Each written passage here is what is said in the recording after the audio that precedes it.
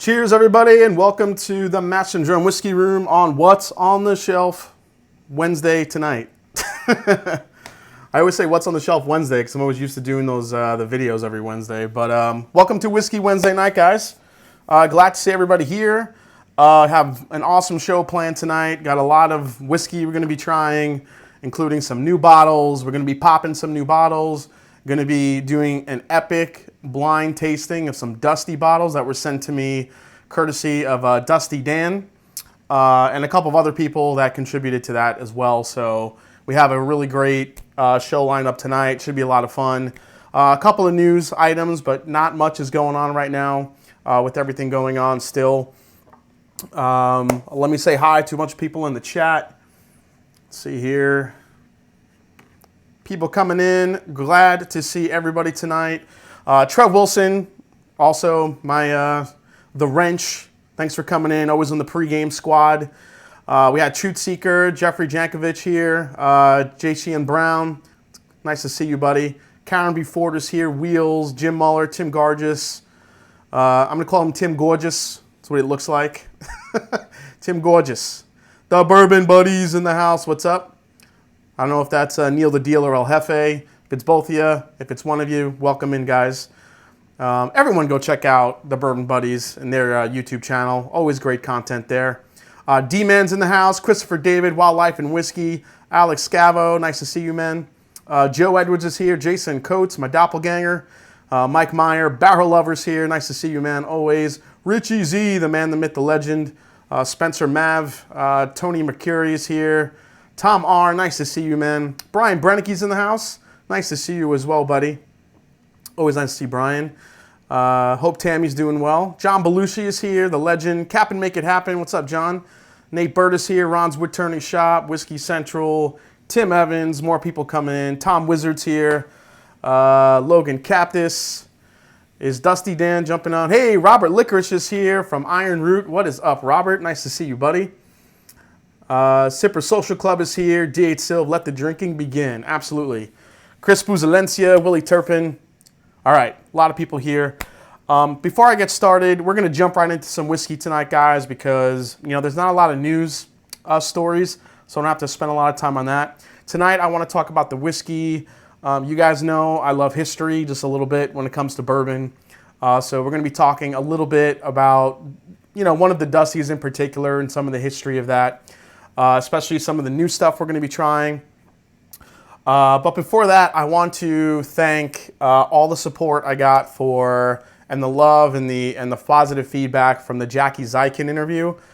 That was obviously a bourbon dream come true to be able to sit with her so openly, so candidly, and talk bourbon and talk about what's going on.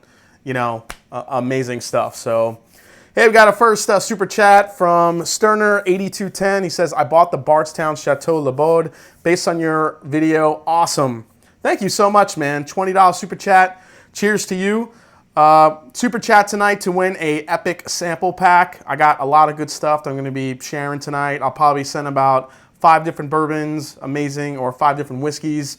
I'll put together an amazing sample pack for you guys. So Trev, if you could help me out or someone could keep track of the names, I'd appreciate it. But thanks so much for that $20 super chat. Appreciate it. Cheers to you. Hey, ADHD Whiskey's in the house. What is up, handsome? How you doing, beautiful? Nice to see you. So I did want to, again, say thanks to Jackie Seigan for giving her time and hanging out. I really worked hard on that interview and came up with a lot of questions, and I thought the interesting thing was the fact that she turned around and was like, hey, can I ask you some questions?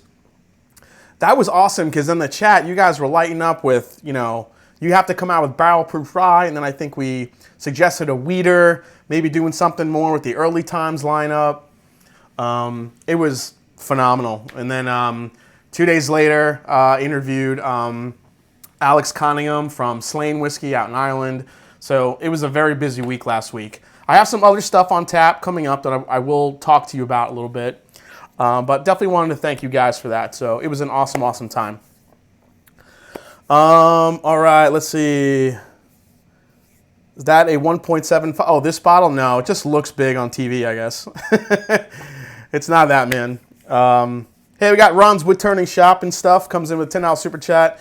Cheers to you, guys. Cheers to you, man. Always love seeing you, Ron. Appreciate it. Hey, Dan the Man is in the house. Eric Evanson is here. Joseph Brazzers. Keep it clean, buddy.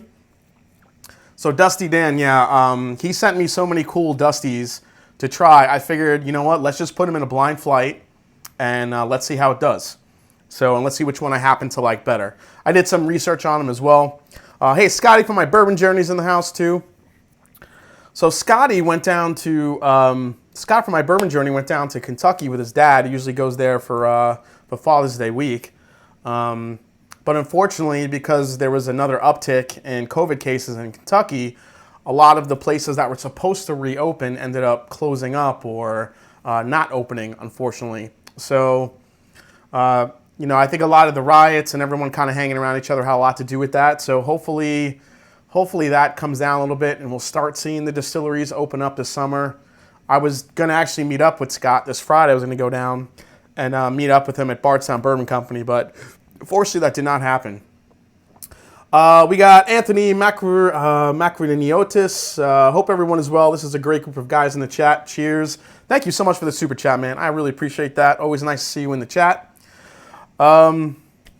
Steven Sussman with a $5 super chat. Cheers, Jason. Love Dusty. Is excited to see what you try.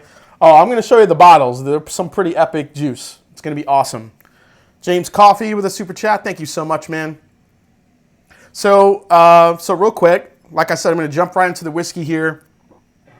So Ohio released, so for those of you who don't know, Ohio is a state liquor agency. So all the picks, any picks that come from, for Ohio into the stores come from the state.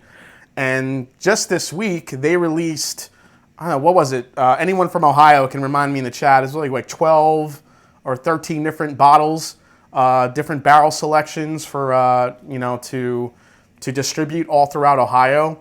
You know, a lot of Ohioans, some bourbon nuts are real going crazy, collecting all of them. I was able to get one, because by the time I got done with work and went to some stores to find others, I just couldn't get any.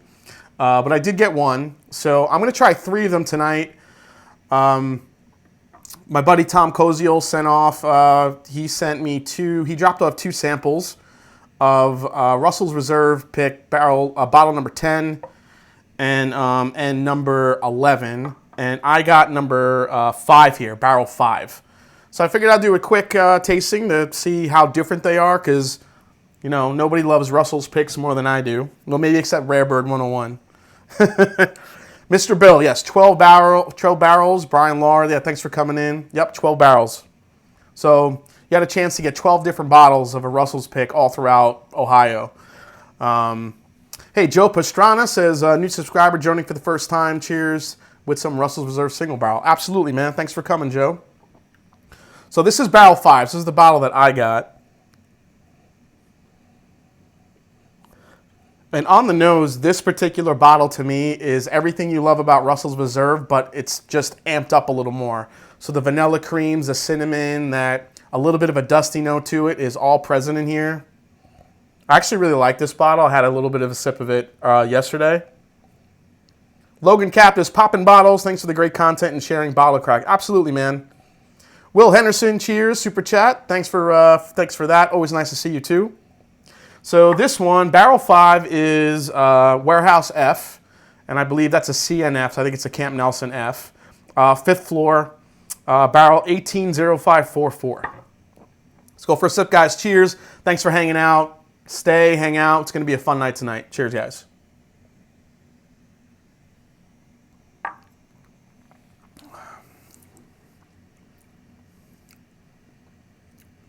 Oh, nice, John Gresham. I love that shirt.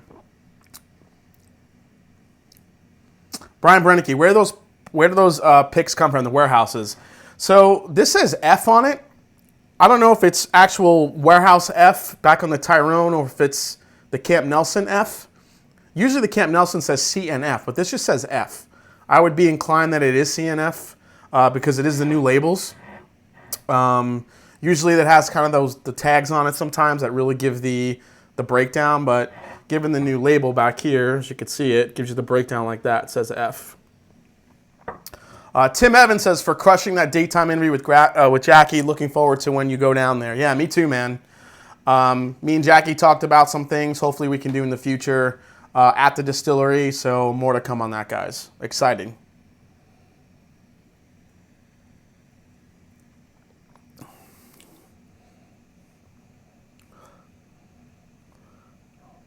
Man, this one, Barrel 5, has like a cotton candy thing going on too in the bottle. Really sweet. Like I said, it's just amped up flavors. So let's go to number 10. And again, these were all released throughout Ohio for Father's Day, which was pretty cool. Oh, man. All right, Barrel 10's got some... Barrel 10's pretty special. This is like... This is super like caramel, rich caramel drizzle. Almost like a carrot cake type vibe I'm getting to it. A lot of baking spices, a lot of sweetness. Bourbon Bites, he said, just picked up a Master's Keep 17-year bottle bond today to review. I'll drink that along with you. Camp Nelson rules. Yeah, man. I'm so jealous, Bourbon Bites. I'm still trying to find a damn Master's Keep. I cannot get my hands on one. It's funny because the Master's Keeps you used to just see sitting on the shelf everywhere. But now you see them going on secondary, and now this Master's Keep Bottle and Bond is getting pretty hard to get. Everyone's snatching them up. People are trying to sell them on secondary for over $400, sometimes $500. It's nuts. It's nuts right now. But cheers. Thank you, Bourbon Bites. Everyone go check out Bourbon Bites. Fairly new channel from Clifton McDaniel. He had a bourbon channel, and he kind of switched it to Bourbon Bites, rebranding, if you will, and he talks about classic video games and whiskey. It's awesome. So thanks for that, man. Christian P says, picked up my first ever Russell Reserve Private Barrel Selection Warehouse F. Blown away how good it is. Thanks for all your great vids. I appreciate that, Christian. Let's see here. Any drink goes. What is up, my brother? Nice to see you, buddy. Bourbon Bites. Well, I'm hoping to get a bottle myself at some point soon. If it lasts a little bit too long, I'll reach out for a sample, man. D8 Soap says, I still see case stacks with the Master's Keeper Eye. Yeah, me too. The Cornerstone was here in a couple of the Krogers here forever. But it was also $200 here in Ohio for whatever reason. $40 over retail.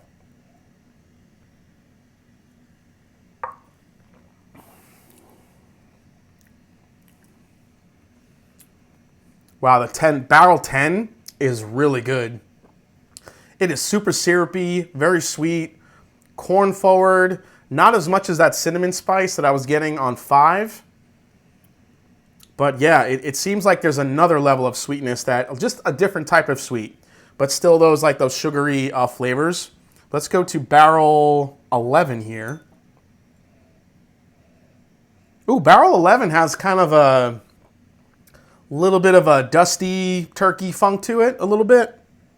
Still very sweet. Getting like a grape soda vibe in here too. That could come through sometimes with some of the funky oak flavors. Let's go for a sip of this one.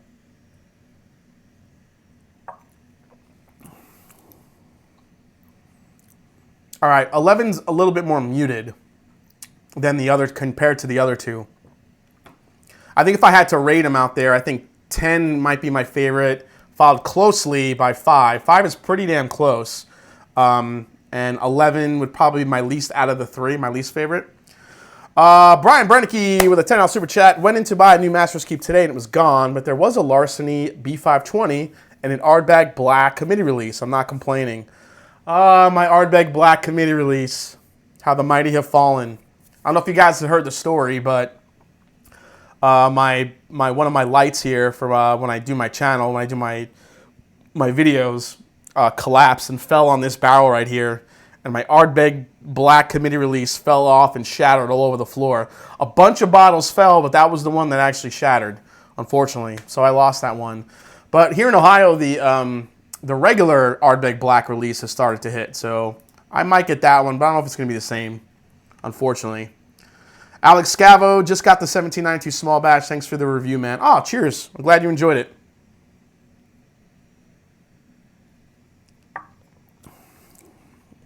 All right, guys, so for those of you out there in Ohio, Barrel 5 is really good.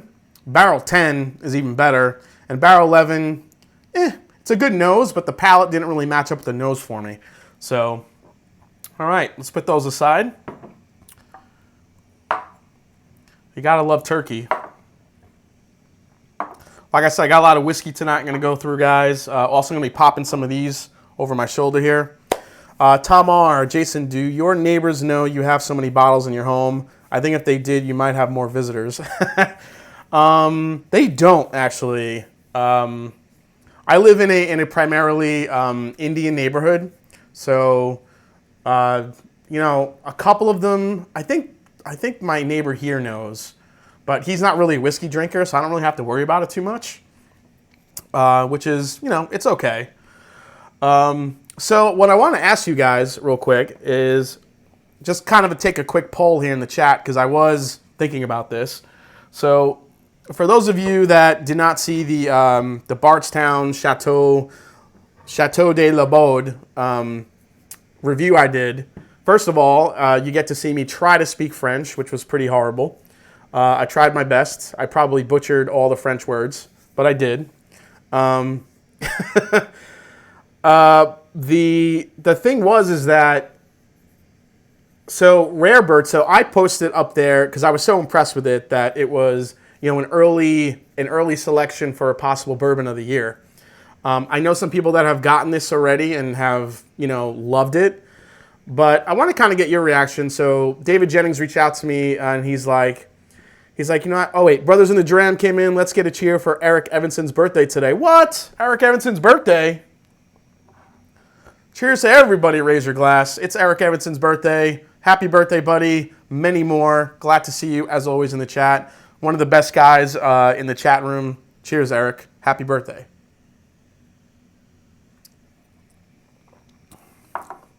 That was that Barrel 10. Hey, we got Ed from the Rock Up Reviews in the house. What is up, Ed? Nice to see you, buddy. So he reached out and he said, you know, can a finished bourbon really be called Bourbon of the Year? And I seem to get some really mixed answers on that. And again, this goes into whether a finished bourbon should still be called a bourbon. But putting that aside, you know, if you know, I had 4-Gate as one of my top 5 bourbons last year, and it is finished. You know, it's finished in sherry and rum. This one, the latest one, is finished in cognac and sherry. So, you know, what do you guys feel about it? Is it kind of going against the grain of the purity of what bourbon is when you finish it and give it such high accolades? Or do you think as long as the whiskey is good, you know, who gives a shit? So, just kind of curious to see what you guys' thoughts are.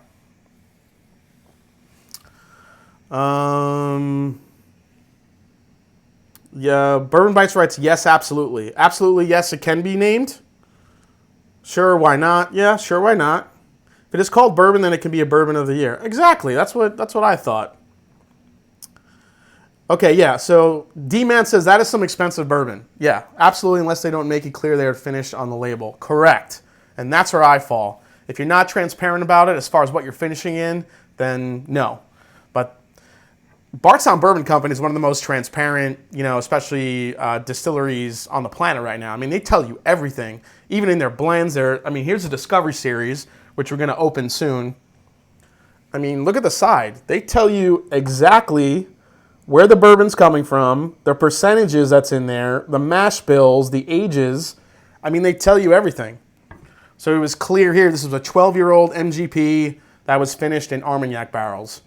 And I actually thought that this was kind of a steal for the price because not only is it a 12-year-old MGP, and if you guys go to shelves, when you go to liquor stores, you look on the shelves, you look on secondary, people upcharge the hell out of MGP bourbon, especially anything over 10 years old. It's insane. Then you factor in the Armagnac cask part of it, which are very expensive and very rare to find and get, especially good ones. So $130 for this is actually not a bad deal when you consider what's in the bottle. But like I said, this is a different type of sweetness. It's not your typical bourbon flavors. The Armagnac definitely gives it a bunch of citrus notes, but also these deep, rich chocolate espresso notes. It's easily one of the most interesting bourbons I've had all year. So that's why I loved it so much. It's just something new and different. As good as some of the Elijah Craig barrel proofs have been this year, especially that B520, this thing was just kind of a whole nother animal. It was just really interesting. So we'll see how it falls as the year, progresses. Patrick Fulmer, great content from you. Thank you, sir. Patrick Fulmer, cheers to you. Always nice to see you in the chat, man. Yeah, it's $130. So I think the next bourbon we're going to open here, guys, well, we're going to have the Discovery here, but this is a high proof. So we're going to start with the new Michter. So this is Michter's 10. Let me put up the information here. So this one I'm opening today, cracking open for the first time, is a Michter's 10-year single barrel. This is a 2020 release, 94.4 proof. It is sourced about $120. This is barrel 20 C379. So we're going to open this fresh today on the channel, give you my thoughts, see how this 2020 version is. Now, the thing is, holy crap, come on. The thing is that I knew I should have opened this earlier. Can't get a grip on it. Oh, come on, it's almost ripped. The thing with the Michter's 10s is there could be some older juice in here. You just never know. I think last year's was actually 13 years old. So, oh wait, let me catch up in the chat here. Nick Foles, what barrel you got? Yeah, it says right down there, 20 C379. ADHD whiskey, the Discovery 2 is fantastic. Yeah, ADHD. I saw your review on that one. I thought I saw another. Oh, what Armagnac would you suggest someone into if they never had any? The thing is, Slade, I've never had a lot of Armagnac. The one that was sent to me was a Del Bach, which was really good. And the thing about Armagnac is some of them are like ultra aged. Like you could get a 25, 30, 40-year Armagnac for less than $100. Some of them are just insanely aged. So, wow, this thing is really giving me a hard time. Oh, Jesus. All right, I'm going to have to get my knife. I'll be right back, guys.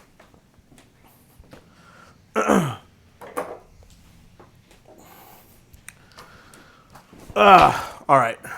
Hopefully I don't cut myself here, but this thing needs a little bit of help.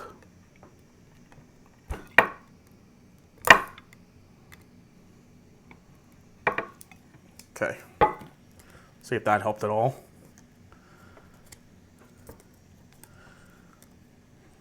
Man, Michter's doesn't help when you can't open the damn bottle. All right. Let's get that started.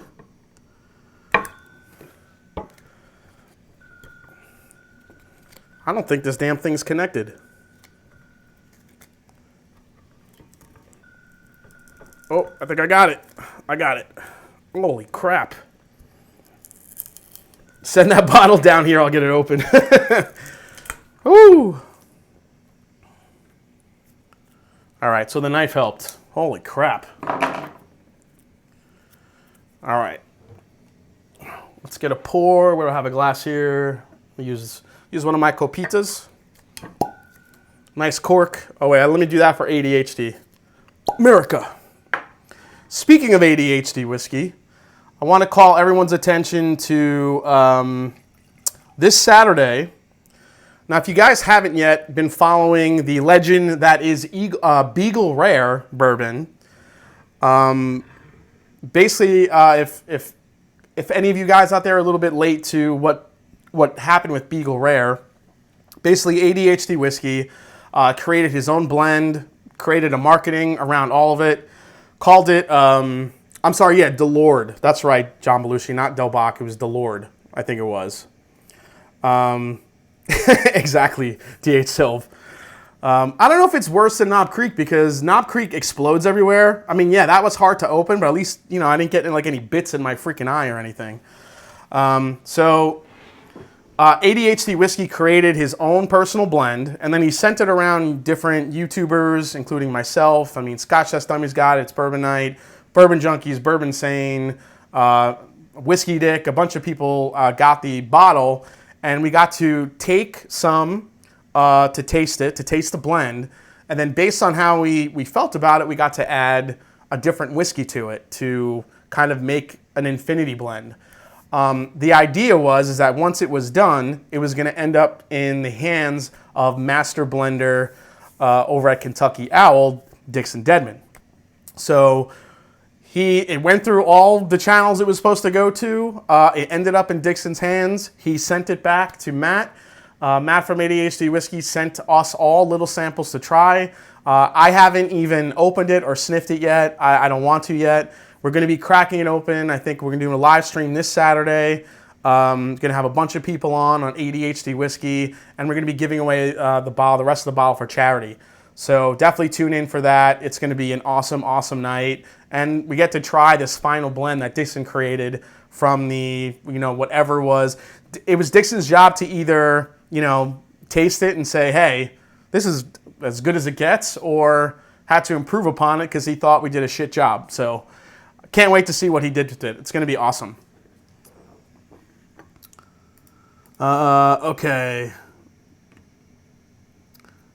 Yeah, ADHD Whiskey. Okay, so the stream is 8 p.m., and that is Eastern Standard Time this Saturday night. So everybody, mark that on your calendars and definitely join us all at 8 p.m. So, all right, let's try the new Michter's 2020 here.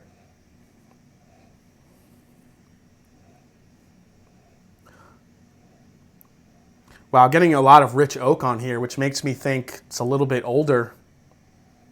I tried to find out if there is some older stuff in the 2020. There tends to be in the Michter's 10 years. So, like I said, last year's I think was 13 years old.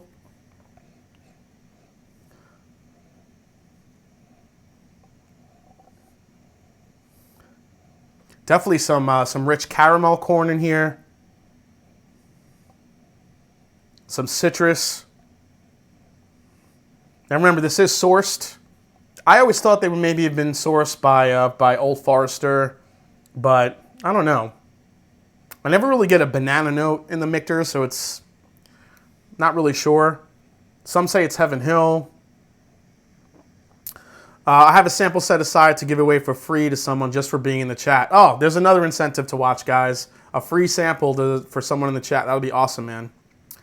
Brothers of the Dram, when you got the bottle, did you save any for yourself to compare with the final product? I did not because, I don't know, I kind of wanted to be true to what it was. I do remember what it tasted like. I always go back to the video and I watch what my tasting notes was.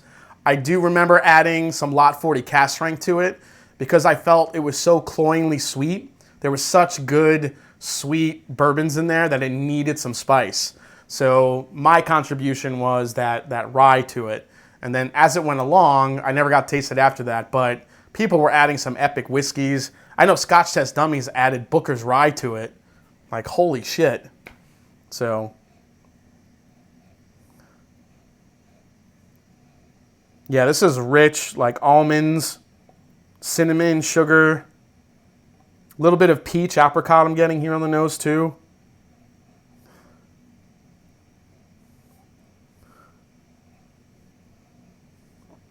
It's almost like it's a little bit of chocolate I'm getting too on the nose, which I don't remember getting from a Michter's. I have a feeling this is older than 10 years. The nose is pretty complex.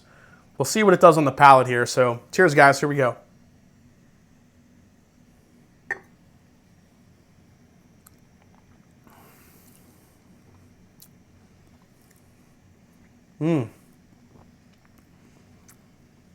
Now again, it's only 94.4 proof.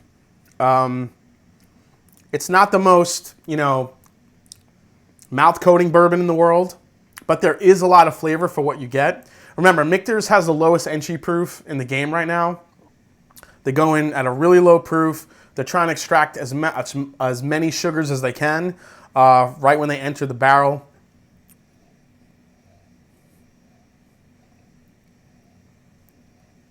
Go for another one.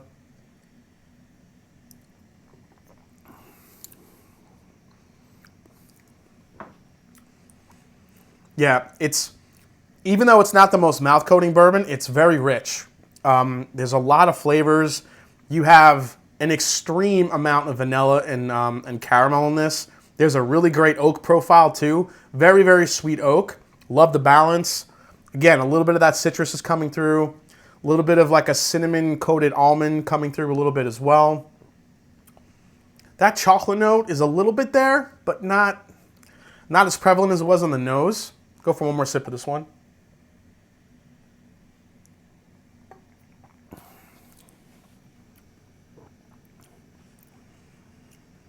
Yeah, it's almost like woody. This is gonna sound weird, but if you took like butterscotch and like put it on a barrel for a little while, and then you kind of like, you know, took a little taste of it. It's like oak and butterscotch together. It's very good. You know, Michter's, it's tough because they do make great bourbon, but you know the price points on these things are really high. Unfortunately, you know this retails for $120, and you're lucky to even find one for that price at retail. Most times you see this, it's usually upcharged. Most stores I see it in is about $150 to $160 range, which at that price, I don't like it for that price. I don't mind it at $120. I do have a feeling you are getting older bourbon in here, especially on this one. There's more of an oak presence than you would usually get for 10-year-old bourbon, but not really sure. It's one of the oakier ones that I've experienced lately. There's a cherry note kind of coming out too. The more this opens up, I'll be curious to see how it goes. I'll do a full review on this, but getting a nice cherry note. There definitely is some like dusty oak characteristic in here. The more it opens up, it's very nice.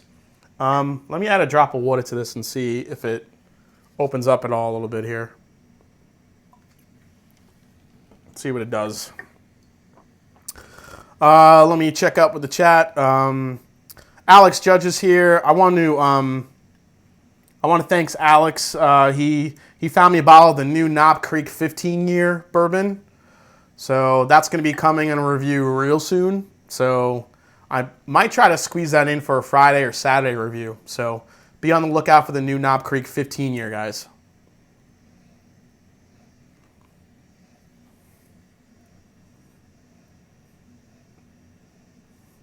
Yeah, it definitely made the nose a little bit brighter. There's more citrus and cherry now coming out. Hey, Mark Royland, 1630, 16.3K. Oh, thanks, man. Have you tried Horse Soldier Bourbon? Thinking about going to their distillery when we go to St. Pete's in September. Yes, Mark. I did a live stream a while ago. I tried some Horse Soldier, and I love what they're doing. I was a fan of the... I think, what do they have? A single barrel and a barrel strength and a small batch, I think.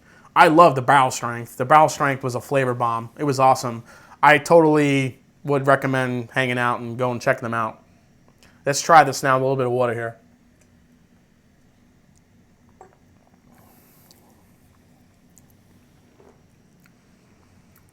Wow, it got way more berry forward. Almost like strawberry vanilla on the palate.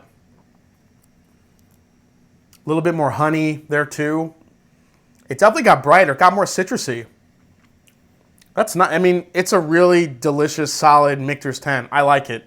For 120, I don't love it, but, you know, this barrel 20 C379, it's got a really good mix of fruit, kind of light and dark, where you go fruity. There's a little bit of chocolate. Not much spice. You're not getting a lot of rye. This is more on the sweet and fruity side. There's not much of a burn or rye spice there at all. So if you just want something easy sipping, sweet, citrusy, a little bit of dark red fruits there, you know, it'd be worth picking up if you could find one. But again, only if you're into spending $120 on a bourbon. All right, next one up is one that I'm excited about. It's the Old Pepper. So this is the Old Pepper bourbon from the James E. Pepper Distillery. Let's see here. Those bottles look massive. Yeah, with the camera, yeah. They are pretty tall. I mean, if you compare it to... So this is the small batch Colonel Taylor tube. And it almost gets up there. You're about a few inches shy. But yeah. But also look how kind of thin the Michter's bottle is. It's very narrow. It's not a lot of, you know, this one could tip over pretty easily, so you got to be careful with that. The store pick Knob Creek SBs are ridiculous. Wow, the bourbon is hurting my spelling tonight. Yeah, so the interesting thing will be, will the Knob Creek 15 be worth the price? Because it's like about $100. Is it worth the price jump over getting a Knob Creek store pick that's about $45-50? So especially at 100 proof, Knob Creek 15's only at 100 proof. So we'll see. Bourbon Bites. I did a tasting with the James E. Pepper folks when they came out here to LA. Really nice guys. Okay, that's awesome, man. So, like I like to do, so we'll go through a little bit of history about Old Pepper bourbon because, you know, I like to talk history a little bit. And while I'm talking, we'll let this open up a little bit. That's the Michter's. Let me grab this and we'll pour the Old Pepper. So... Elijah Pepper made his first whiskey all the way back in 1780 in Virginia during the American Revolution. In 1812, he established his first distillery on Glens Creek in Versailles, Kentucky. Is that how you say it? Have you had the Buffalo Trace kosher line, Brent Bailey? Not yet. It is supposed to be hitting Ohio, so I am hoping to maybe get some, so we'll see. Brazo, yeah, I'm still here. Sorry, Brazo. Have you been trying to chat with me, Brazzers? What's up, man? Thanks for super chatting. So yeah, he established a distillery on Glens Creek in Versailles, Kentucky, in 1833, I should say. His son Oscar Pepper took over and hired chemist Dr. James C. Crow, and that's when they perfected the sour mash technique, which at the time, you think about it, in 1833, was a very revolutionary thing because that meant consistency and flavor profile throughout, you know, every time you went and bought the bourbon. Consistency from one batch to the next back in 1833 was a huge thing. In 1865, Oscar died unexpectedly, leaving the business to, surprisingly, his 15-year-old son, James Pepper. And that's what it says on the back here, the James Pepper Distillery. Show you guys the bottle here. Here's James Pepper. Oh, Versailles, that's what it is. There it is. So this is, I'll throw up the graphic here of so that is the stats of this bottle. So his 15-year-old son takes over to run the business, but he was funded by, and I'm actually glad I pulled this bottle out, because he was helped and funded by Colonel E.H. Taylor, who was actually James E. Pepper's guardian and a very close family friend, apparently. So he got a loan from Colonel Taylor, and James actually expanded the distillery. Figure like a 15, 20-year-old kid says, I want to expand this distillery. Let's expand it. Let's go. Let's run this bitch. Let's go. He expanded the distillery, and in 1878, after struggling to pay the loan back to Colonel Taylor, Taylor sold the distillery to LeBroat and Graham, and that is where Woodford Reserve stands right now. So Woodford Reserve stands on those old stomping grounds. In 1879, James raised the capital to build a new distillery, but this time in Lexington. And in 1890, he was annoyed by the counterfeiters and started bottling his own whiskey in-house rather than selling it just the barrels. Because in that time, people bought whiskey by the barrels instead of by the bottle like we do today. Zeb Taylor, $10 super chat. Cheers. Thanks for always putting out great content. I appreciate that, man. I am trying. Once the barrel was bought, nobody knew really who was filling it or, you know, what it was, that whiskey from the barrel actually going in the bottle. So he kind of fought. So it's kind of like between him and Old Forester for having the first bottled bourbon, in history. So for 20 years after that, the Pepper brand was very successful. He promoted the brand very flamboyantly because he spent a lot of money and he was kind of like George Remus in that aspect, where he was extremely flamboyant and flashing around his money all the time. And then he promoted the brand, and he ended up raising championship horses throughout Kentucky, thoroughbreds, to even solidify his status, I should say. In the mid 1890s, there was an overproduction in the whiskey industry, and James was overtaxed again and couldn't pay his debts. So he was going to lose his farm to auction, but the highest bidder at the auction ended up being his wife. His wife's name was Ella. She sold the horses and made enough money to purchase the distillery out of foreclosure, and the Peppers became famous for their whiskey and their horses, combined. So until 1906, Colonel Pepper slipped on ice in New York City. He literally slipped on ice in New York City, and he actually passed away from severe injuries into his back. His grieving wife sold the distillery and the horses, except for one horse named Prince Pepper. In 1933, the Pepper distillery then burned to the ground, the one that was still standing. And in 1934, the year Prohibition was repealed, a new distillery was built, and distilling was resumed. But then in 1967, when all bourbon was struggling, the distillery was abandoned again. Until today, Amir Pei, who was an entrepreneur, he was actually a boxing buff and a historian. He saw this picture of a boxing match of somebody holding up a picture at a boxing match, and there was a banner in the background, and the banner said, "James E. Pepper Whiskey, born with the Republic." After that, he did years of research. He curated a bunch of bottles of James Pepper bourbon, found the original recipes, the original production designs, found the original distillery designs. He renovated and reopened, and on December 21st, 2017, the first barrel was filled with the new distillate from the new James E. Pepper distillery. So, quick history lesson there, guys. I love my history. Hope I didn't bore you too much, but I love the story of it. So, Joseph Brazo, rumor has it the first Old Fashioned was made for him. Correct, Joseph. So the first Old Fashioned was created for James E. Pepper, and then when he went to, he used to stay at the, what hotel was that?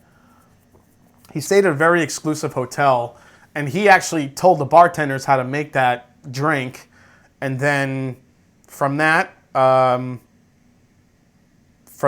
the popularity of that drink just kind of took off. So some people say the Old Fashioned was attributed to James E. Pepper. Nick Foles, Store on Me has an Old Pepper Rye cast strength store pick, super good. Mark Royland, appreciate the history that you add to your videos. Oh, cheers, man. I love the history. Give me that history, baby, yes. Impressive, man. Nice story. Yeah, it's actually a really cool story when you think about it. So I think the hotel was the Ritz, or I'm not sure what the hotel was. I would have to go back and look, but all right. So obviously they haven't been open long enough to create an 11-year bourbon, but this is MGP sourced. This is about $160. This is barrel 010, and it's 114.4 proof. So let's try this one. Here we go.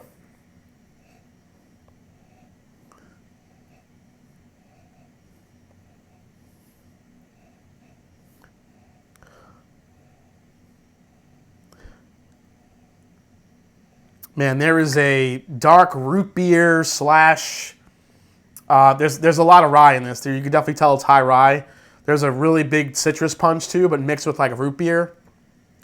Captain, make it happen. You know what? I enjoy that. I seldom need to watch documentaries or read whiskey wikis due to Jason now.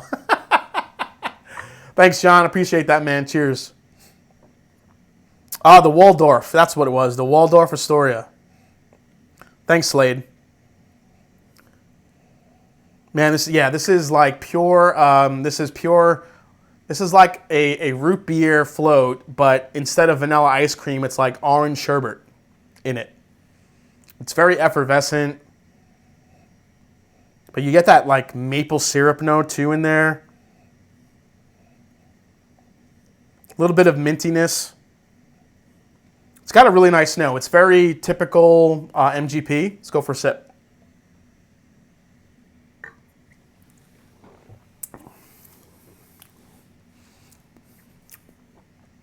Did not expect that. That has a beautiful finish to it. Woo! Oak. I'm getting like a caramel apple. Damn, that's good. Go for one more sip of that one.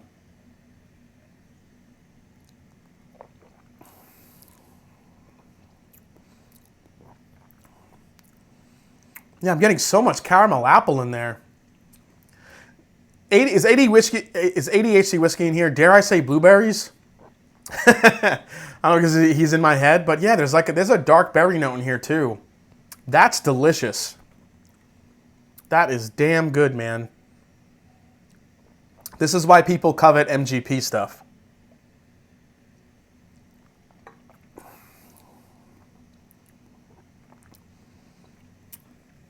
Yeah, I believe it's 35% rye MGP. Whiskey Central, great description. Root beer and orange sherbet. Yeah, that's really there's Matt. Yeah, blueberries. Yeah. Yeah, there is like this rich root beer, kind of sugary sweetness. It is oaky too. It's 11 years old. But yeah, that orange and root beer combination with some mintiness sprinkled on top. Then on the back end, you definitely get the rye spice. It's like black pepper, a little bit of that cinnamon red hot characteristic, some oak tannins. This is a beautifully balanced bourbon. Absolutely delicious. Again, it's a little pricey, guys. I understand. Once you get into that $160 dollar range, that's why I feel like some of these other ones are good deals. It seems like those MGP barrels are just really priced high. Absolutely delicious, though. Kind of like a snozberry. Yeah, snozberry. Let's call it a snozberry. That's what's in this bottle. It's a snozberry. John Belushi, why would you be excited to try it when it is sourced? When it isn't sourced. Why would you be excited to try when it isn't sourced? Well, you always want to see what a distillery is capable of or what it's on the verge of, It has nothing to do whether it's, the James E. Pepper ryes are pretty solid rye whiskeys. Although I did not like the Oloroso sherry finished rye. Thought that one was kind of gnarly. But I think their ryes are really good. I'm excited to see where their bourbon goes. Co-N, I grew up in C-Bus in Dublin. Where are you? I'm around. I'm in Dublin.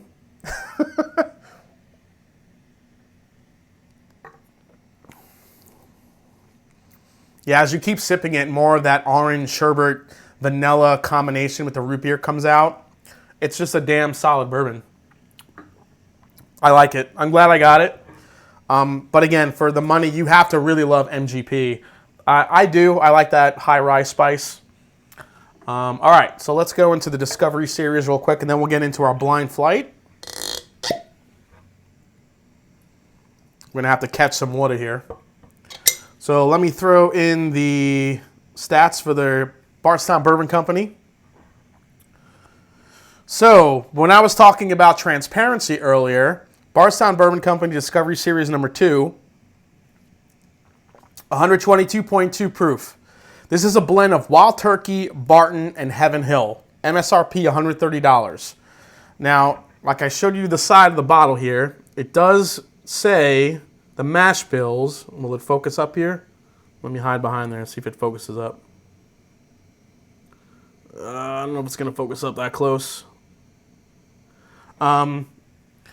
So you always kind of look at the rye content to figure out what distillery it's from. So 13% rye, that's Wild Turkey. So that's a 10-year-old Wild Turkey in here. That's 44% of what's in this bottle. Next up is an 18% rye. That's Barton. Even though Barton doesn't disclose, a lot of people think 18% rye is right in the wheelhouse of where Barton is. 39%, and that's a 12-year-old Barton in this bottle. 17% is 10% rye. That is the Heaven Hill mash bill. So I watched ADHD Whiskey's review for this, and I thought, again, this is $130 too. A lot of the Bardstown special releases are. There is some older whiskey in here. So let's go to the nose and see what we get on this one here.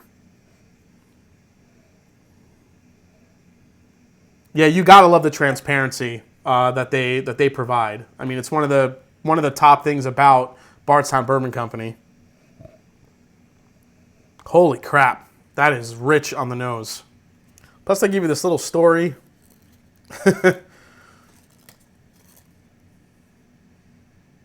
Man, okay.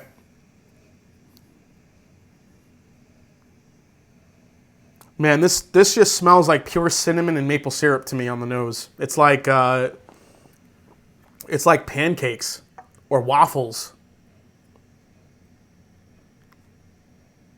Yeah, retail is $133 on this one. Yeah, it is a badass blend. I agree, Bourbon Buddies. And it comes in 122.2 proof. Yeah, it's like pancakes. It's maple syrup, cinnamon. Definitely a big burst of, rich caramels. There's definitely a good amount of oak on here. Co-N says Minnick just plugged it. Oh, did he? So me and Fred Minnick are actually talking to maybe possibly doing a live stream together. So I'll keep you posted on that. But I also wanted to ask you guys, so because I'm developing, hopefully, this relationship with Old Forester, would you guys want me on the channel to have, so Brown-Forman is the only distillery that has its own cooperage. So I wanted to get a representative from the cooperage on here to talk about what goes into creating barrels from beginning to end, what they do, the process. Would you guys be interested in me having someone on from Brown-Forman Cooperage to talk about kind of the science behind the barrels? Let me know. Might be a little bit nerdy, but, what the hell. All right, I'm going to go for a sip of this one.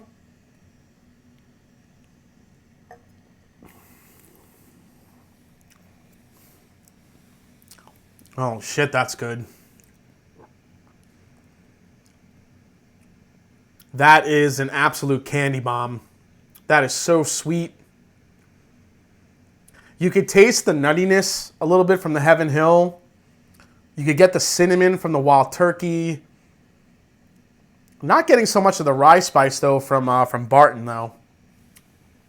But, yes, cooperage rep for sure, 100% yes. Yeah, that would be amazing. Fuck yeah. Yes, do a visit to the cooperage. I wish I could go there. That would be amazing. Totally love wood talk.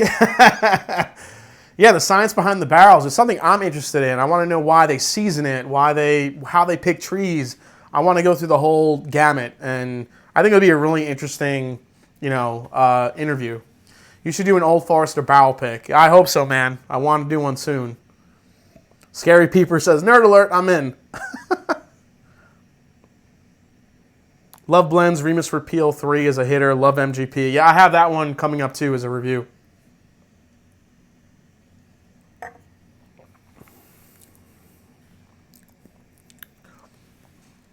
Yeah, what can I say? This is just a delicious, ultra-aged blend. You get everything you want when it comes to the bourbon flavors here. I think you do get a little bit of everything.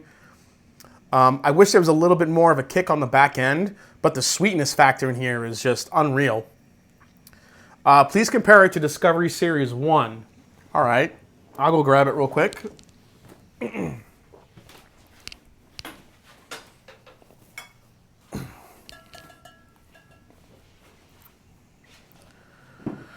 I just got bottles. I'll pour it in this little small one here. So so you guys know the difference here. Discovery Series 1. So this was a 13-year. This had a 13-year Kentucky bourbon in it. 12-year rye, 12% rye. Had a 11-year, 7-month-old Barton. A 10-year-old 13% rye, which was the turkey. And then a 5-year-old, turkey as well. So good mix of bourbons here. We'll do a quick comparison. DHL, you need to do 2 Old Forester picks, 100 proof called Mash and a cast strength called Drum. Oh, dude, that's a brilliant idea. Any liquor store owners out there want to back me up on that? I'll be happy to do it for you. All right, let's do a quick comparison here.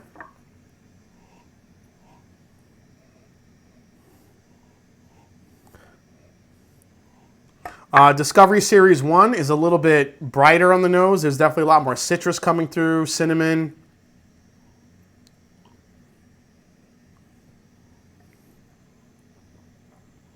Getting a little bit more of like a peach pear vibe going on in 1. There is some oak presence. Definitely your typical, vanillas, caramels, obviously. Karen B. Ford, I'm interested in the cooperage, would love it. Joseph Brazo, my wife got me Discovery 1 for my upcoming birthday. Oh, nice, man. Hey, Whiskey Mysteries in the house. What is up? Nice to see you. Phil and Deepa, welcome. Everyone, go check out Whiskey Mystery, doing amazing content lately. Thanks for coming on, Phil and Deepa. Cheers.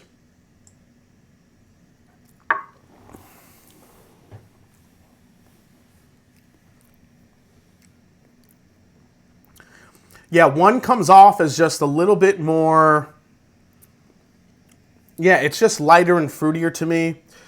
2 is just a little bit richer, darker, more oak presence. Neither of them are bad. I love the Discovery Series 1. It's got a great balance. There's definitely some age in there. The oak is there.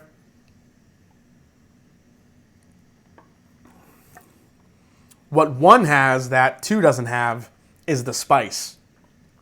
There's a lot more spice on the Bardstown 1. So Brazzers, if you like spice on your bourbon, if you like that sweet and spice, you're going to love number 1. 2 is just a little bit richer, darker, more age, not as much spice, and a little bit sweeter when it comes to the sugary sweetness, flavors. So that would be the best way I can describe both of them. This one has the spice, and this one brings the sweet. But both very good, and applause to Bardstown Bourbon Company for being transparent. All right. Oh, I did have one bit of news, guys, real quick. I did want to call out. So, do you guys remember this infamous bottle? Let me close this out here. The Dickel Bottled and Bond, the 13-year. Winner of Whiskey of the Year from Whiskey Advocate.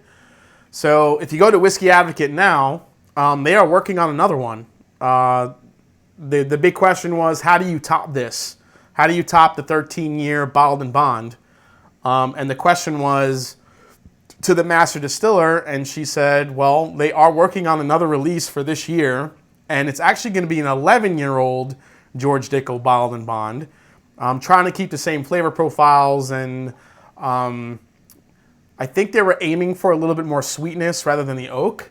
So if any of you guys love this one, look forward to an 11-year Bottled and Bond releasing sometime this year too. So that was the one piece of news that I caught on Whiskey Advocate. Oof. Trev Wilson, Dickel. Slade Gulch Whiskey of the Year. Fiji water. Got to sample that Bottled and Bond, but that's about it. Okay. Yeah, I mean...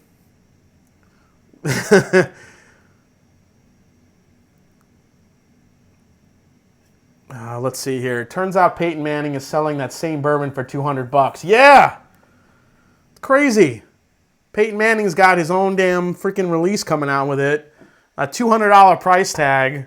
That's 13 years old. Well, this is 13 years old, and it's $35. I'm a big fan, Peyton, but I'll just buy this. Thank you. All right, guys.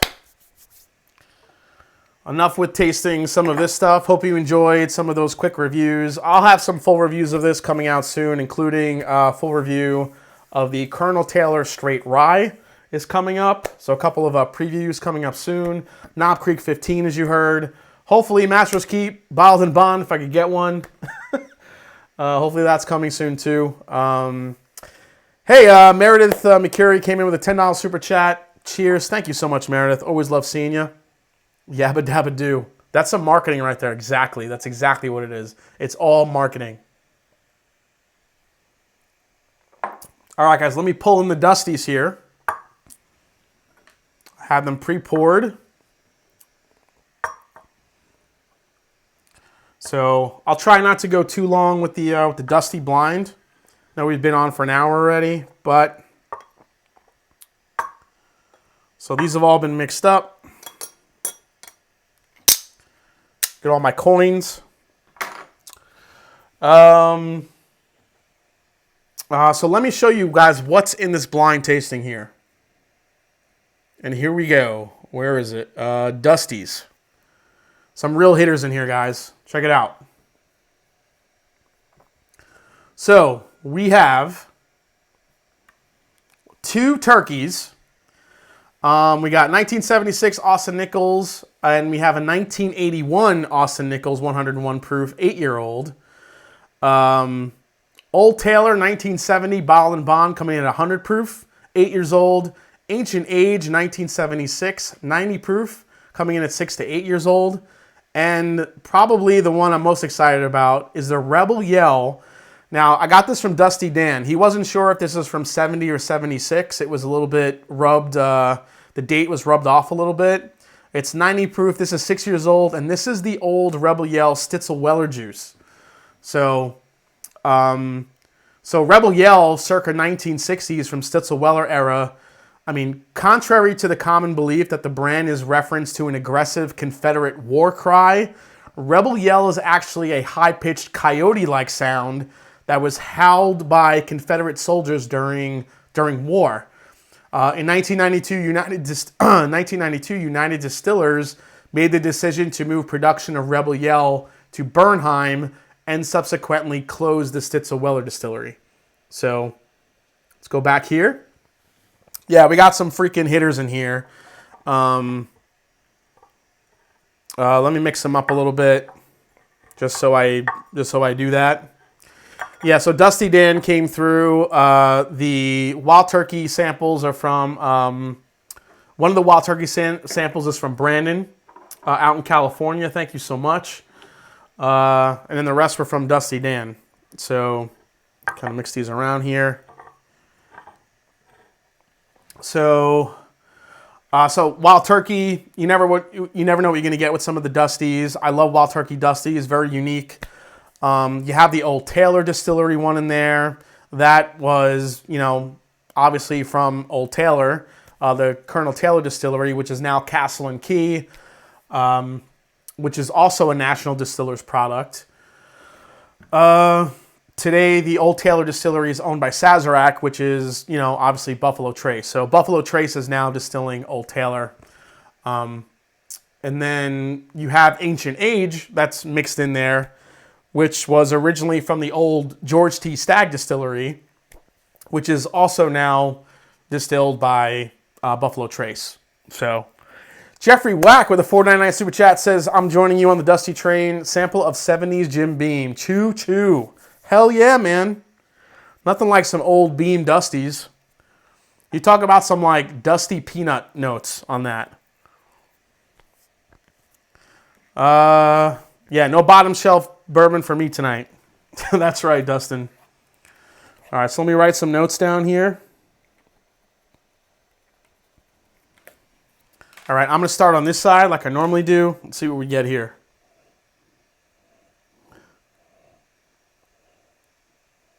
Whew. Actually, let me show you the... so Dusty Dan sent me the little bottle of Rebel Yell that he got. Look at this, guys. If this isn't like nostalgia, I mean, check this out. Look at this little bottle, Rebel Yell. That is the old Rebel Yell bottle. Isn't that cool? The Deep South, it says on the bottom, 90 proof. I mean, that's history right there. I love it. I get a little nostalgic. The one on your far left looks like Coke. Yeah, dude, look how dark this one is. Look at this. Look how dark that is. I mean, that's crazy. It does look like Coke. It looks like maple syrup. All right, so this one.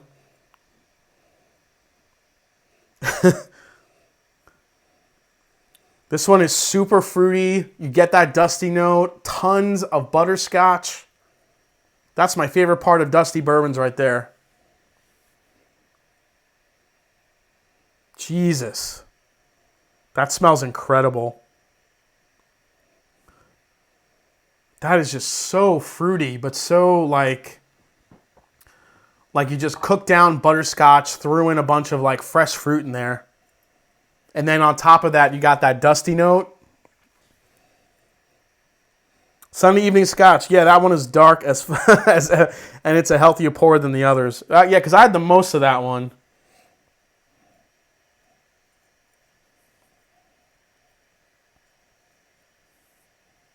I think I did. Let me see here. I don't know. I got a mix of 2 ounce and 1 ounce samples, so we'll see. William Edwards, great stream. Thanks for coming in, buddy. Appreciate that. Yeah, some of these I had little pours. Some of them I had more to pour in the glass. Let's go for a sip of this one. I can't wait.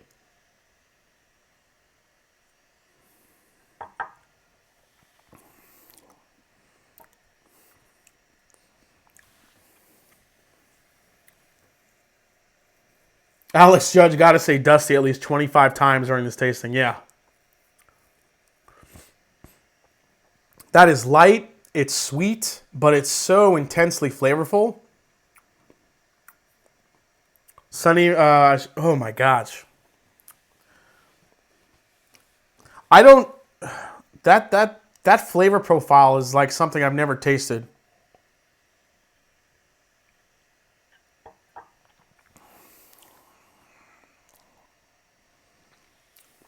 My God. That is like a pure, like a butterscotch, like candy bar with like almonds in it. Bourbon Apprentice, here's a question. I haven't had much experience with Dusties, but I think that with time and technology, that newer whiskey should be better. But so many people say Dusty is better. Okay. So a lot of factors go into the Dusty bourbon versus new bourbon. You have corn grain. Just the grain was different that they used back then. Yes, the technology was different that they used back then.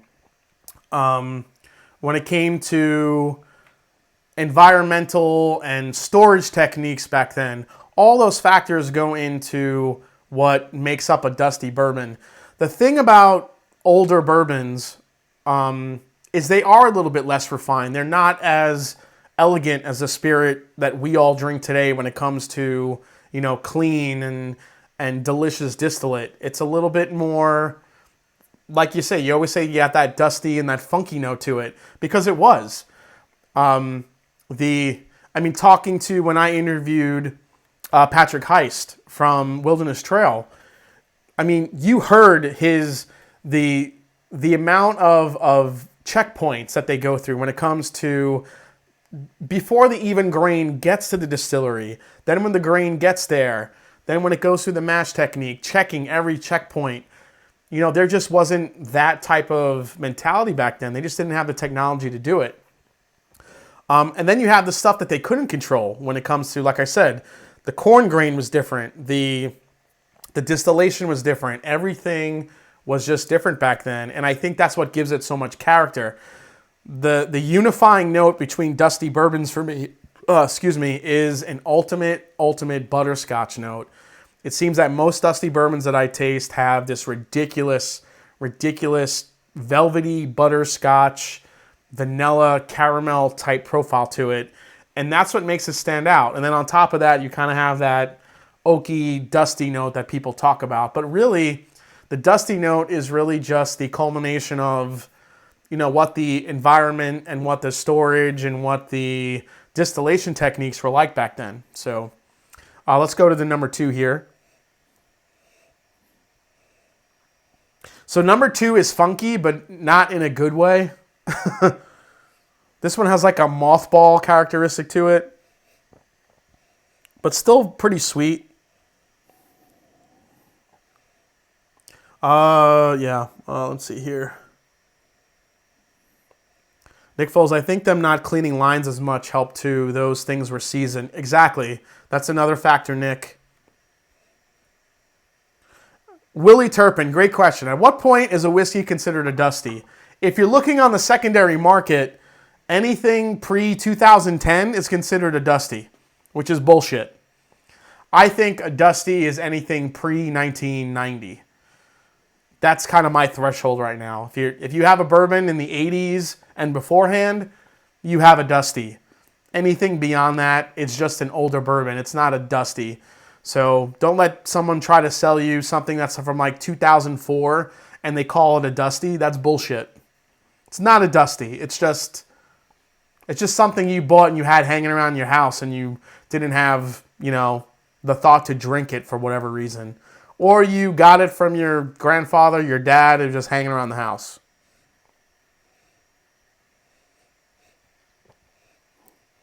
Yeah, this is kind of mothballish, but there is some sweetness there. Let's go for a sip.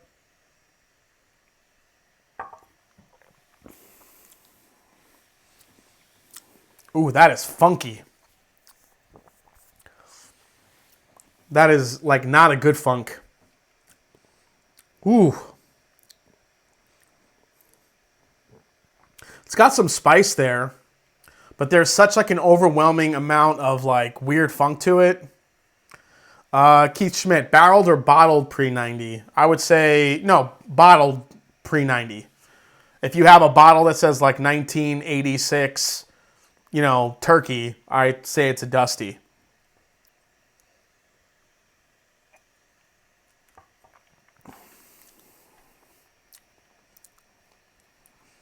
It's funky, it's sweet, it's okay. I still like number one way better. That one was awesome. All right, let's go to number 3 here.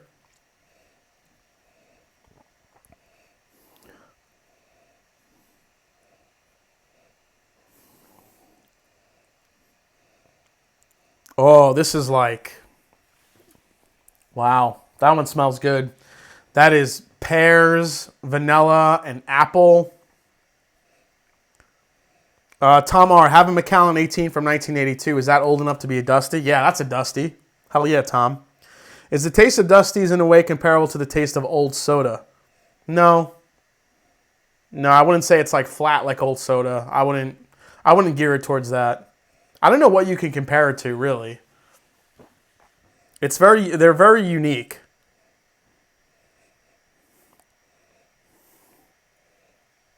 This is way more sweet on the nose, thank goodness. You do get that dusty funk to it. Man, but it's cinnamon, apple, pear, vanilla cream. There's a little bit of a molasses note in here too, which is interesting considering none of these are like super old. Let's go for a sip.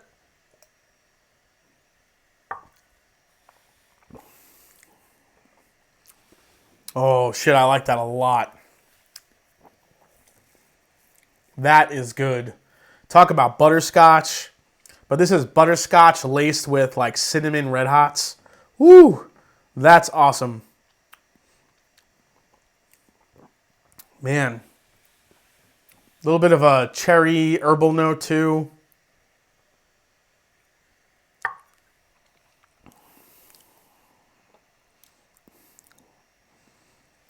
That's good. That is,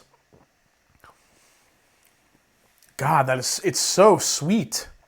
It's incredibly sweet with that little bit of dustiness on top of it. That one might be the leader in the clubhouse right now. That is awesome.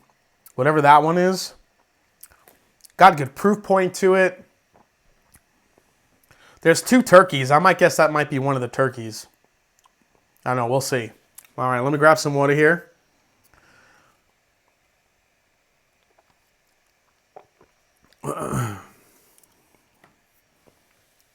Everyone drink. Alex Judge. I keep hearing them mentioned in chat, especially with the fish crowd. I don't know what you're talking about. All right, let's go to this one here.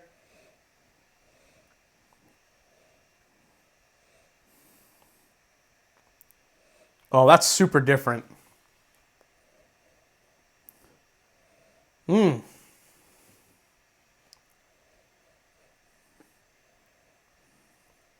Man, what the hell is that? It's like a walnut fruit combination thing going on. Definitely some old oak.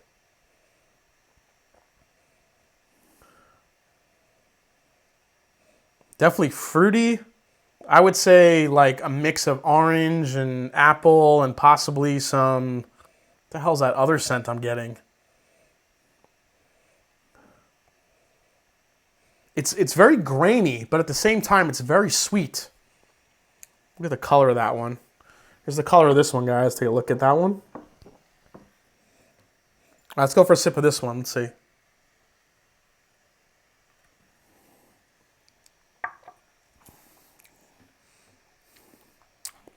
What the hell is that?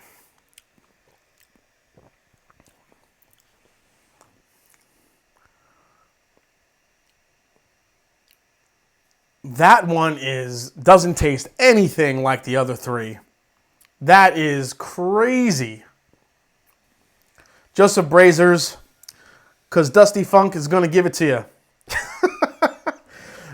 Joseph Brazers is now Bruno Mars. Dude, this one is freaking interesting. This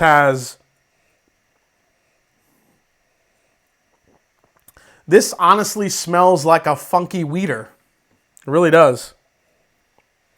Like an old, funky, dusty, weeded... Like if you've ever had... Like I've had a couple of old Maker's Marks, and it's reminding me of that a little bit.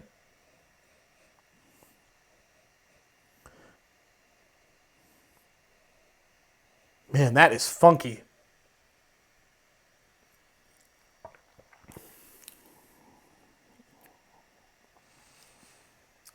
And on the palate, I can't decide if it's like gross funk or if it's really good funk. There's a sweetness to it that's really, really incredible. Then the funk note, it's almost like, how do I describe it?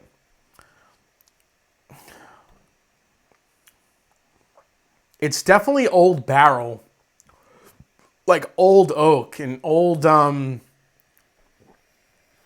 man, that just has some insane, like, flavored character to it.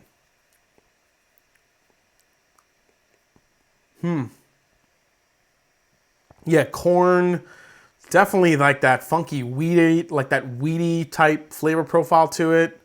That's really interesting. That's good. That's up there with number 3 for me.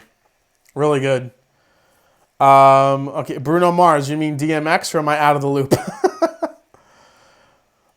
Weeder, but not a funky weeder. Yeah, it's weird, man. Who likes the funk? I like the funk. All right, now it's time to go to the dark soda here. Again, look how freaking dark this shit is. Look at that.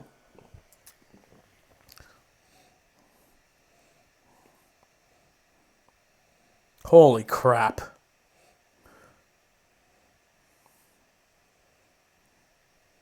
This thing's insane.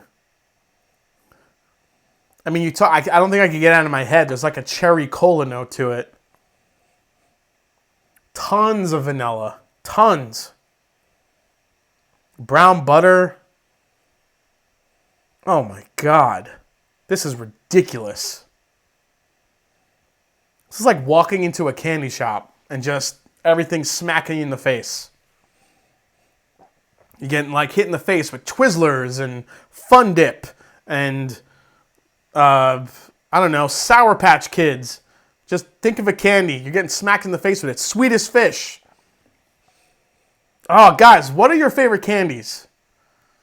When there's a go-to candy, this is going to be the old deserted island question. You're on a deserted island. You can only take one candy with you. What candy are you taking to snack on, in your final days on the deserted island? Jesus, that is just insane. Rebecca Page, almost need to add some food coloring to the others to make it a true blend. Yeah, seriously. I think I remember which one this was when I poured them, unfortunately, but this thing is insane.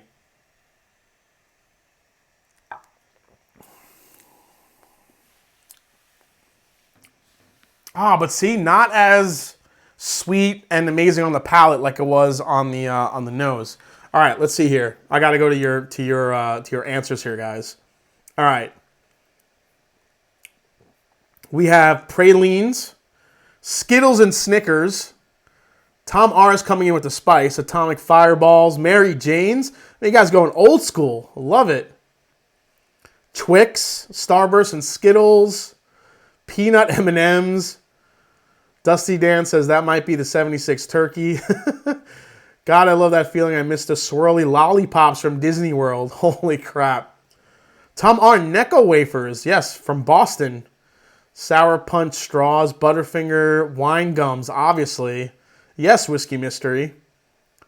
100 Grand Bar. M&M, Snickers, Good and Plenty's. Reese's. It's the first Reese's I saw. Hey, Randy Linares. Hi, Jason. Greetings from Maryland. Great to finally catch one of your live shows. Thanks for coming in, Randy. Appreciate you being here.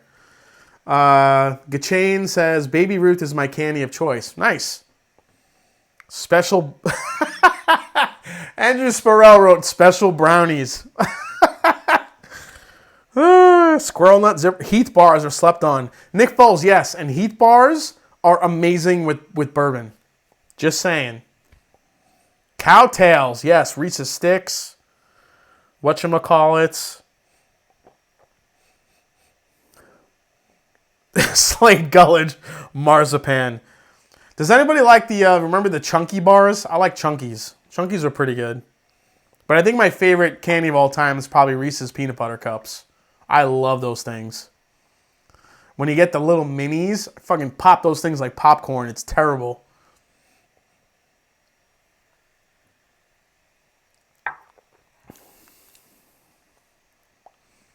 Ah, see? That one was a little disappointing on the palate, but not so much the nose. Okay. Then we're going to rank these here.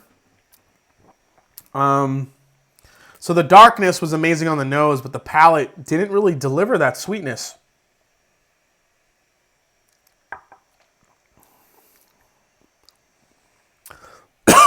Yeah. It's good, it's sweet, but there's a very big dusty character to it. I just wish the palate matched the nose a little bit more. All right. So based on my thing here, I think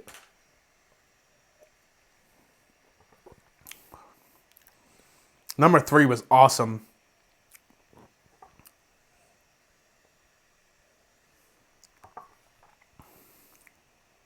No, I think I like that one more. Number 1. Good, but not as rich in flavor as these two. All right, that's going to be my first place. This is going to be my second. Oh, no. Second was this one, because this one was different. That thing is amazing. All right, 2, 3. I'll probably put this 4th because the nose is amazing, and that 5. All right, let's line these up. Eric Evans said, on Easter, I get the 2-pound Reese's Peanut Butter Bunny. Damn, man. The chunky blocks with the raisins. Yeah, I love those raisins. The last funk was junk. I wouldn't say it was junk. It just wasn't, I don't know. The nose was incredible, but the palate didn't live up to the nose. I think that's what disappointed me. All right, so I have the results right here. And then stick around because we're going to give away an epic sample set for one of you out there that super chatted. So Trev Wilson, if anyone has any last minute super chats that wants to enter, please do so now. Trev Wilson, if you're still watching, please start getting the list together and email me when you get a chance. All right. Okay, so let's go to the last place one, which was that was the 1976 Ancient Age 90 proof. So, again, really good, very sweet. I had a bottle of this. I had one from 82, I think. That was amazing. But yeah, when compared to some of these, it didn't really stand up. But still, I mean, all these are freaking awesome. This is the super dark Coca-Cola one, which was letter A. And that was the 76 Wild Turkey. Damn. I love turkey dusties, but the nose on this one just didn't. The palate didn't live up to the nose, apparently. Unfortunately. Yeah, the palate's just like. It just got too bitter and oaky and dusty. I was waiting to get some of that old school turkey, and I just didn't really get it in that one. Sunny Evening Scotch says, I'm here for the funky weeders. Cheers, Jason. Thanks, man. I appreciate that. Thanks, Mike. All right. Number 3. Now we're getting into the good stuff here. Number 3. Number 3 is the... no, not C. C is the 1981 Wild Turkey, 101 proof. Holy shit. That one... So, look at this, guys. This is 1976, and this is 1981. So look, 70... Wait, no. Wrong glass. 76, and then 81. Look at the color difference. Isn't that nuts? That is not a difference of that many years. I mean, that's crazy. So the 81 turkey, that thing was delicious. And apparently 1981 is Rare Bird's favorite year. So thanks for sending that, Dusty. That shit is amazing. Loved it. All right, let's go to number 2 here. Number 2 is the Rebel Yell. The Rebel Yell, I said it had like a funky weediness to it. There you go. The old Stitzel Weller juice. That thing is one of the most unique things I've ever tasted. That is incredible. So, again, the little tiny bottle, guys, the little Rebel Yell, the old Stitzel Weller juice. That shit was good. 90 proof. That means the winner was letter D, which was the 8-year Old Taylor bottled in bond. Holy shit. So let me throw up the picture again here, guys. I want to say thanks to One Lost Cause and Brienne Porter. Some candy money. Thank you so much. I'm going to go buy some Reese's. Thank you so much. Hey, Fred Minnick's in the house. What is up, Fred? Nice to see you, man. He says, Zeb Taylor, great name. It is a great name.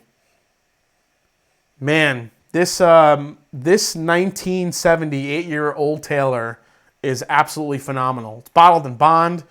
Let me show you here's the graphic again. 1970 bottled in bond, 100 proof, 8 years old. So that is what was in the mix tonight. That Rebel Yell was pretty close behind. 6-year-old Stitzel Weller juice. I think the proof point on the Old Taylor kind of won out a little bit. Oh, and the Old Taylor is an absolute butterscotch bomb. Absolutely loved it. Man. Epic blind tasting. Some of these whiskeys I would never have the chance to taste, but I have tasted them because of you guys out there. A big shout out to Brandon Weiss and also Dusty Dan for sending me these samples. Absolutely incredible tasting.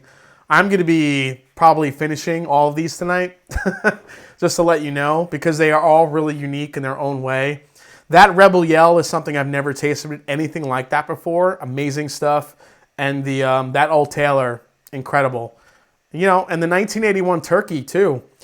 The 1981 turkey still has like a little bit of that present turkey DNA that we all know and love. Really good. Eric Evanson, you like Reese's Pieces too? Yeah, I love Reese's Pieces. They actually have the peanut butter cups with the Reese's Pieces inside. That's just crazy. Mark Bonnet, Fred Minnick, I bought the Hirsch, the Horizon based on your tasting a week or so ago. Very good stuff. Yeah, I really want to try that. I haven't had any of the Hirsch stuff. Willie Turpin, how would you rate the current Old Taylor offerings? I don't think they're as good. There is that kind of brown butter sweetness there, but I think this being the bottled and bond and also 6 years old just kind of put it over the edge.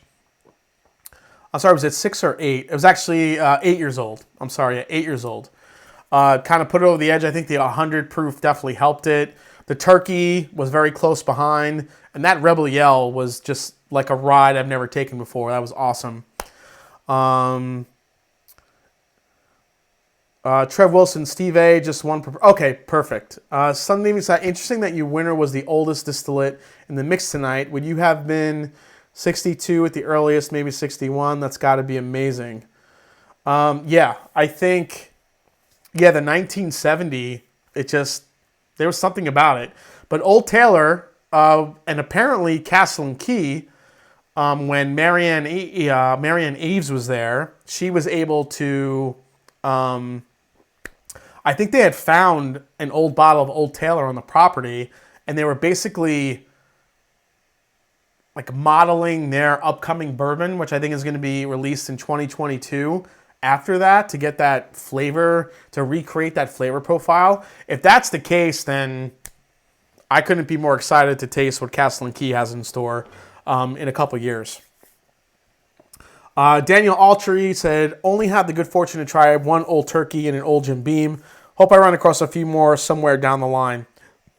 Guys, I would totally suggest if you go to a bar in Kentucky, wherever it may be, that has a really great bourbon selection, especially anything pre-1990, definitely give it a taste. It's just different. It's enveloping. There's history in that bottle. It's, I can't say enough about trying older bourbons. There's something very unique and historic about it, and that's why I love it. I love trying this old stuff. Steve A. Daniel Altry was after I sent this email. Okay, I'll add him to it. Hey, what's up, Mike M? Nice to see you, man. Wheel says, I got that picture of the 1953 if you wanted to throw it up. I wouldn't be able to do that right now, buddy, but thank you. Let's distill Reese's Peanut Butter Cups. All right, so I'm going to go to the email here, and we're going to give away a sample set of some pretty damn good whiskeys that I'm going to send out for you guys. So let's go to my email here.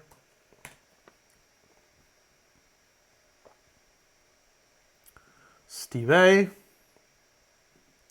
And guys, if you haven't yet, please hit that like button down below. And if any of you are non-subscribers, please subscribe, spread the word. Have some really great content coming up soon, so I really appreciate it. All right. All right, let me grab this list here. I'm going to throw it in my my randomizer. Perfect.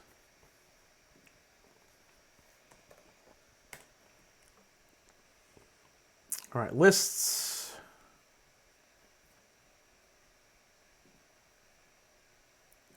All right, here we go. I just need to add the last one, which was Daniel Altry. Let me add him.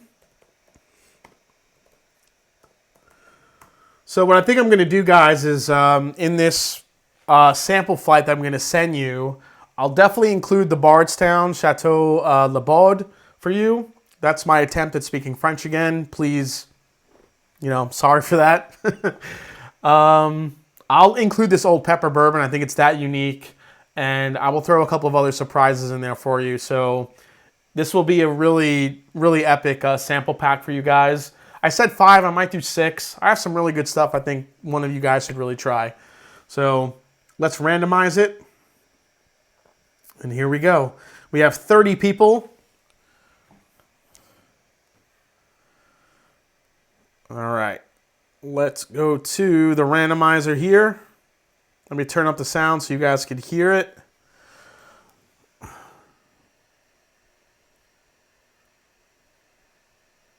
Pick a number between 1 and 30. Well, that messed up. Come on, Google. Pick a number between 1 and 30. Here we go.